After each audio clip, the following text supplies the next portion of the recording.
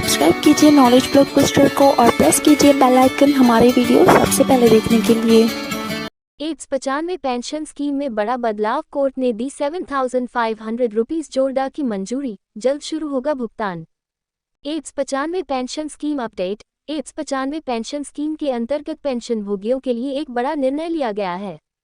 Court ने 7,500 rupees जोड़दा की राशि को मंजूरी दी है, जिससे लाखों पेंशन भोगियों के चेहरे पर मुस्कान आई है। ये कदम पेंशन भोगियों के वित्तीय स्थिरता को बढ़ाने की दिशा में एक महत्वपूर्ण प्रयास है। एड्स 95 पेंशन स्कीम का महत्व। एड्स 95 पेंशन स्कीम, जो कर्मचारी भविष्य निधि संगठन (EPFO) के तहत आती है, भारत में सेवानिवृत्त कर्मचारियों के लिए वित्तीय सुरक्षा का एक प्रमुख स्रोत है। इस स्कीम का मुख्य उद्देश्य उन कर्मचारियों को पेंशन प्रदान करना है जिन्होंने अपनी सेवा के दौरान नियमित योगदान दिया है। इस स्कीम के तहत मिलने वाली पेंशन राशि कई पेंशन भोगियों के लिए जीवनयापन का महत्वपूर्ण साधन है। एड्स 95 स्कीम के लाभ: नियमित मासिक पेंशन, सेवानिवृत्ति के बाद वित्तीय सुरक्षा, जीवन साथी के लिए भी पेंशन का प्रावधान, बीमारी या आकस्मिकता में आर्थिक सहायता, जीवन भर पेंशन का आश्वासन। कोर्ट का निर्णय और प्रभाव। हाल ही में कोर्ट ने एड्स 95 पेंशन भोगियों के लिए पेंशन की राशि को 7,500 रुपये जोड़दा तक बढ़ाने का निर्णय लिया है। इस फैसले का उद्देश्य पेंशन भोगियों की वित्तीय स्थिति को सुधारना है। ये निर्णय उन लाखों पेंशन भोगियों के लिए राहत की सांस लेकर आया है, जो लंबे समय से इस वृद्धि का इंतजार कर रहे थे। कोर्ट के फैसले के मुख्य बिंदु: 7,500 रुपीज जोड़दा की पेंशन राशि की मंजूरी, पुरानी राशि से वृद्धि, भुगतान प्रक्रिया में तेजी लाना, पेंशन भोगियों के वित्तीय हितों का संरक्षण, पेंशन भोगियों की जीवन स्तर में सुधार, पेंशन वितरण प्रक्रिया। एड्स 95 पेंशन स्कीम के अंतर्गत पेंशन वितरण प्रक्रिया को सरल और पारदर्शी बनाने के लिए कई कदम उठाए गए हैं। पेंशन भोगियों को समय पर पेंशन मिल सके, इसके लिए EPFO द्वारा आधुनिक तकनीकों का उपयोग किया जा रहा है।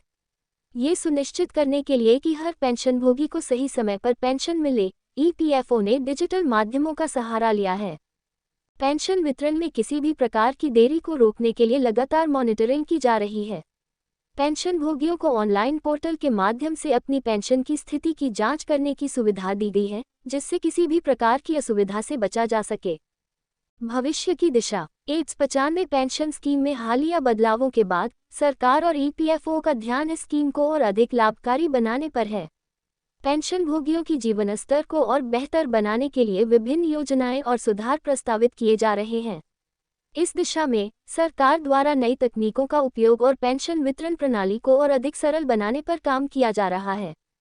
भविष्य की योजनाएं। पेंशन राशि में नियमित संशोधन, पेंशन वितरण में डिजिटल माध्यमों का इस्तेमाल, पेंशन भोगियों के लिए विशेष योजनाएं, संवेदनशील शिकायत निवारण प्रणाली, तकनीकी सुधार, ऑनलाइन पोर्टल की उन्नति, मोबाइल ऐप के माध्यम से पेंशन की जानकारी, डिजिटल भुगतान की सुविधा। एड्स 95 पेंशन स्कीम के लाभार्थियों के लिए सुझाव।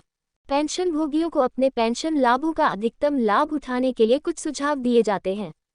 उन्हें अपनी पेंशन की स्थिति की नियमित जांच करनी चाहिए और किसी भी समस्या के लिए तुरंत EPFO से संपर्क करना चाहिए।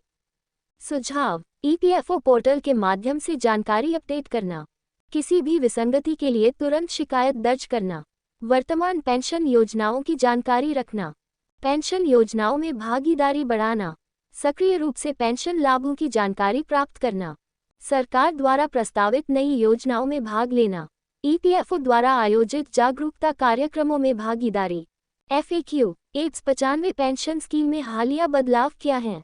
कोर्ट ने 7,500 रुपीज जोड़दा की पेंशन राशि को मंजूरी दी है। क्या इस फैसले से सभी पेंशन भोगियों को लाभ होगा? जी हां, इस फैसले से एड्स 95 के सभी पेंशन भोगियों को लाभ होगा। पेंशन वितरण में कोई देरी हो तो क्या करें? EPFO पोर्टल पर जाकर अपनी शिकायत दर्ज करें। भविष्य में पेंशन राशि में और वृद्धि हो सकती है। सरकार द्वारा भविष्य में संशोधन की संभावना है। पेंशन भोगियों के लिए कोई अन्य योजनाएं हैं? जी हां, सरकार समय समय पर नई योजनाएं पेश करती रहती है।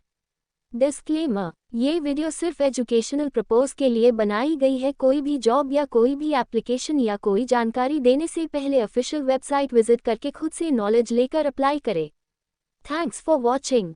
और ये वीडियो अगर आपको अच्छी लगी तो इसे लाइक और शेयर ज़रूर करिए और इस वीडियो को देखने के लिए धन्यवाद।